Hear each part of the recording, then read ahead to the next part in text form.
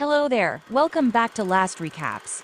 Before going into the video, please do subscribe and click on the bell icon for more interesting movie recaps. Today I'm going to tell an American martial arts movie called Undisputed 2. Last Man Standing, released in the year 2006. The movie begins by showing the atmosphere of the battle between two people, Yuri Boyka and Arkady Davik, which was held in the maximum security prison, Chornya Cholmy, in Russia. The audience seemed excited to watch the mixed martial arts matches by betting on Boyka's victory. With the help of a mob boss, a man named Gaga, Warden Markov and the prison officials arrange these fights and place large side bets to make a personal profit, often at the fighter's expense. As usual, Boyka came out victorious and became the only fighter who had never been defeated even in this fight. The scene then switches and shows a former boxing champion, George Chambers, whose career as a professional boxer has faded and relies on his meager popularity for money. After filming a commercial for a liquor product, Chambers then returned to his apartment. Unexpectedly, he turned out to have been framed by someone by slipping a packet of cocaine in his Bible. Because of this, he was immediately arrested by the police for possession of illegal drugs, and he was completely unable to avoid it. Chambers was sentenced to prison and immediately thrown into the Chornya Cholmy prison in Russia. Arriving there, Chambers was greeted by Markov, who turned out to be a big fan of him. The man was then asked to take a shower and change into the clothes prepared for the prisoners. Chambers, feeling that he shouldn't be in prison because he was framed, tries to fight back by ganging up on the prison guards, who are no match for him. Because of his actions, he had to accept the oppression of the guards, who treated him arbitrarily, as well as from several prisoners who did not seem to like his presence. He shares a cell with Stephen Parker, a British junkie in prison. Everyone seemed to be watching Chambers as he walked into the dining hall at lunch. Even so, Chambers seemed relaxed and enjoying his lunch, regardless of how people looked at him. Not long after, Yuri Boyka and his men came to the dining hall. The inmates, except for Chambers, immediately stood up when Boyka came, as if he was very respected in prison, even though he was also a prisoner. Seeing Chambers sitting relaxed enjoying his lunch, the arrogant Boyka then came to him and tried to confront the former boxing champion. Before the fight between Chambers and Boyka became more intense and would trigger a bigger commotion, the guards immediately intervened. Shortly after, Chambers is visited by his manager, Phil, and asks him to find the best lawyer in the United States so that he can be released from prison soon. Phil couldn't promise anything, but he told Chambers he would do his best to find a good lawyer and asked him to be patient, as the process would take a long time. Hearing this, Chambers was then annoyed and left there. One day, Chambers saves Parker, who is being bullied by Boyka's men. After beating up some of Boyka's men who bullied Parker, he gets information from Parker that this prison is controlled by the mafia led by Gaga. It is revealed that Gaga was the one who framed Chambers for possession of the cocaine, which was what Gaga did to get him thrown into Chornya Cholmy prison and participate in mixed martial arts matches organized by him against the reigning champion, Yuri Boyka. Knowing that some of his men were beaten by Chambers, Boyka then intends to make calculations, but Chambers ignored him, who then walked away and left him just like that. That night, Boyka made preparations before fighting against the challenger. On the other hand, Gaga urged Markov to immediately hold a fight between Boyka and Chambers, but it was not an easy matter, because everyone seemed so excited to watch Boyka's fight. Chambers then came to the arena and witnessed how Boyka beat his opponent with a fairly brutal fighting style. After successfully paralyzing his opponent until he was helpless, Boyka, knowing that Chambers had witnessed the fight, confronted him from above the ring, but Chambers seemed unresponsive. After the fight, Markov calls Chambers into his room and asks him to join the fight. Because Chambers refused his request, Markov then ordered Chambers to do very heavy physical work, so that he felt his dignity was deliberately undermined by Markov and the guards. While at the most embarrassing point in his life, Chambers is rescued from the humiliation by an old inmate named Krot, who uses a wheelchair. After that, Chambers returned to his cell. Meanwhile, in one corner of the prison, Parker,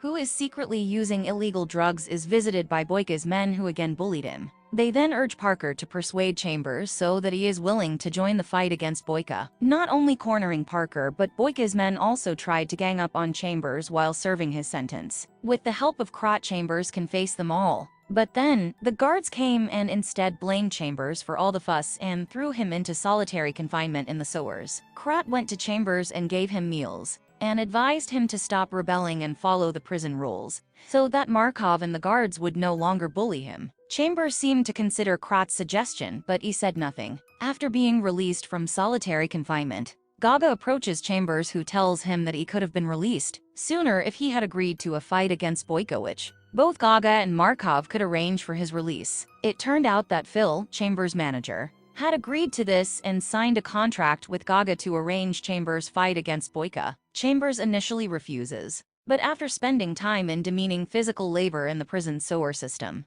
and experiencing firsthand the guards' brutality, he reluctantly agrees. After Chambers finally agreed to fight, both Chambers and Boyka then prepared themselves by training hard, because they thought their opponent was not an ordinary fighter. Chambers still relies on his skills and experience as a boxer. At the same time, Boyka prepares a series of fighting styles that combine a deadly combination of kicks, throws, and grappling, designed to humiliate his opponent in the ring. On the other hand, Boyka's men returned to Parker, who was using illegal drugs. But this time, they didn't bully him and instead asked him to do an important task during the fight between Chambers and Boyka. Finally, the fight between George Chambers, the former boxing champion, against Yuri Boyka, the defending champion, began. The two of them started the fight passionately, with the desire to beat each other. However, during the fight, Chambers was surprised by the many variations of Boyka's attacks that were launched repeatedly because he didn't show these attacks in the previous fight. However, Chambers managed to fend off Boyka's attack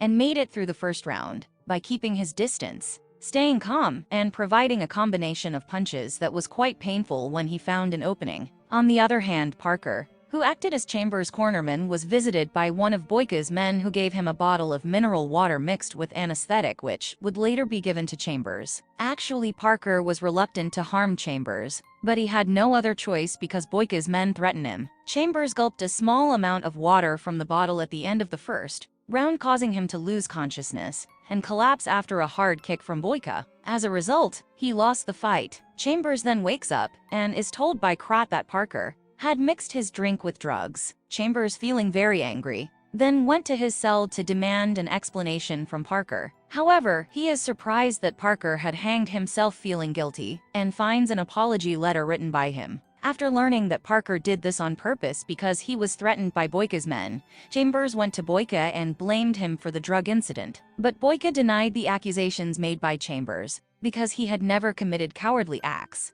such as cheating his victory in a very disgraceful way. Chambers, annoyed with all the oppression Markov and the guards had on him, and the other inmates, then beat Markov because he feels he will be released soon after the fight with Boyka. But Markov instead sentenced Chambers to a more severe sentence by tying him to a water tower pole in a snowy cold and being beaten by prison guards. On the other hand, it turns out that Boyka did not know anything about the actions of his subordinates who drugged Chambers. He then asked his henchmen about it. Because Boyka highly values sportsmanship, he killed two of his men who had deliberately drugged Chambers, regardless of their reasons for doing so, for his victory. Elsewhere, Phil goes to Gaga and asks him for some money so he can escape overseas, because he no longer wants to take care of Chambers and his doomed career. Gaga handed Phil a suitcase of cash, but then orders one of his men to kill him. Back in prison, in the cold, snowy weather, Chambers, who had resigned himself to his fate, was visited by other prisoners who cared so much for him.